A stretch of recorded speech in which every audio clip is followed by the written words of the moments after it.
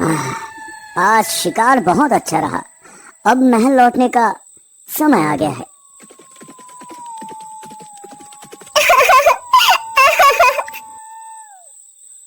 ये आवाज कहाँ से आ रही है?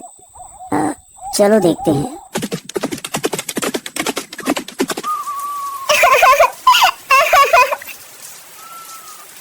हे देवी, तुम कौन हो और यहाँ इस घने जंगल में क्या कर रही हो? महाराज, मेरे पति ने मुझे यहाँ छोड़ दिया है। अब मैं क्या करूँ, कहाँ जाऊँ, कुछ समझ नहीं आ रहा। राजा ने देखा कि औरत बहुत खूबसूरत है।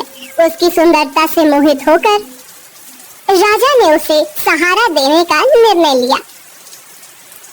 अगर तुम चाहो तो मुझसे शादी कर सकती हो और मेरे महल में मेरे साथ रह सकती हो।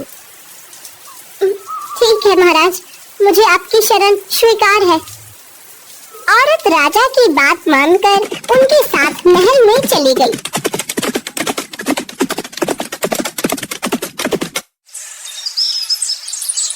दोनों ने शादी कर ली। राजा वीरेंद्र की पहली पत्नी रानी सौम्या ने न चाहते हुए बड़ी मन से दोनों का महल में स्वागत किया। रानी सौम्या के दो पुत्र थे, राजकुमार आदित्य और राजकुमार धीरेन। वो दोनों बड़े ही चंचल थे, परंतु छोटी रानी सुष्मिता के महल में आने के बाद से दोनों चुप से रहने लगे। हमें कुछ ठीक नहीं लग रहा।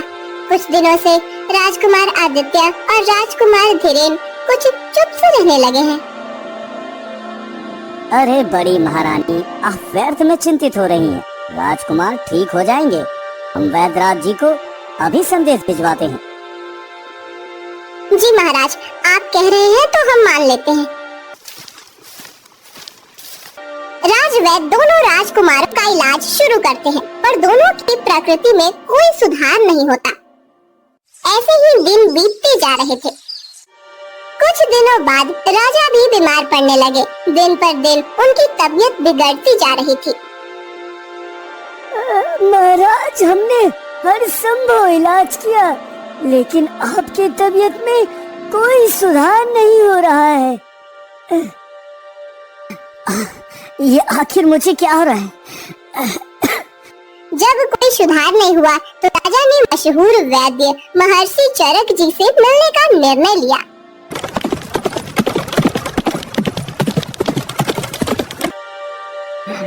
महर्षि जी, मैं बहुत बीमार हूँ।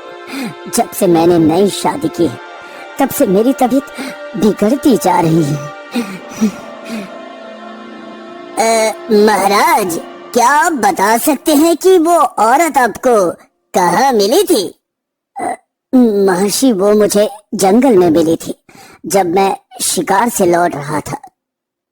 महाराज, वो औरत नहीं, इच्छाधारी नागिन है। नागिन, उसके जहर के कारण ही आप बीमार हो रहे हैं महाराज।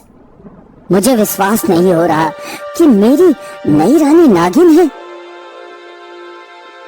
आप एक काम करें, महल जाकर हर जगह से पीने का पानी हटा दे और कुएं को ढक दे। फिर आधी रात को उसे कहें कि आपको बहुत प्यास लगी है और पानी चाहिए। देखना वो पानी कहाँ से लाती है। राजा ने वैद्य महर्षि चरक जी की सलाह मानी और महल में सभी पानी के बर्तन खाली करवा दिए और कुएं को ढकवा दिया।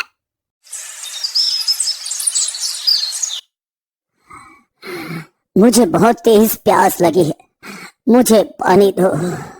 ठीक है, मैं पानी लाती हूँ। नई रानी बिस्तर पर लेटे लेटे ही एक गिलास हाथ में लेकर पानी ढूंढने लगी। उसने अपना हाथ बिस्तर से लंबा करके पूरे महल में पानी ढूंढा, लेकिन कहीं भी पानी नहीं मिला। फिर उसने अपना हाथ कुएं की तरफ बढ़ाया, लेकिन वहाँ भी पानी नहीं मिला। अंत में उसने अपना हाथ बहुत दूर नदी की तरफ बढ़ाया और वहाँ से पानी लेकर राजा को दे दिया। हाँ? ये औरत तो सचमुच नागिन है। बिस्तर से उठे बिना नदी से पानी ले आई।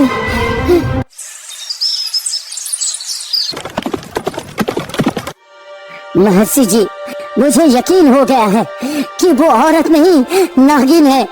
मुझे उससे बचाइए महर्षि जी, मुझे उससे बचाइए। महाराज, आज आप अपनी पहली पत्नी रानी सौम्या से कहे कि चलो समुद्र देखने चलते हैं। जब आप ऐसा कहेंगे तो नई रानी भी साथ चलने का जिद करेगी, फिर आप उसे भी साथ लीजिए। आगे का काम मैं देख लूंगा। राजा ने महर्षि चरक जी की बात मानी और महल लौटकर अपनी पहली रानी सौम्या से कहा, रानी सौम्या, चलो समुद्र देखने चलते हैं।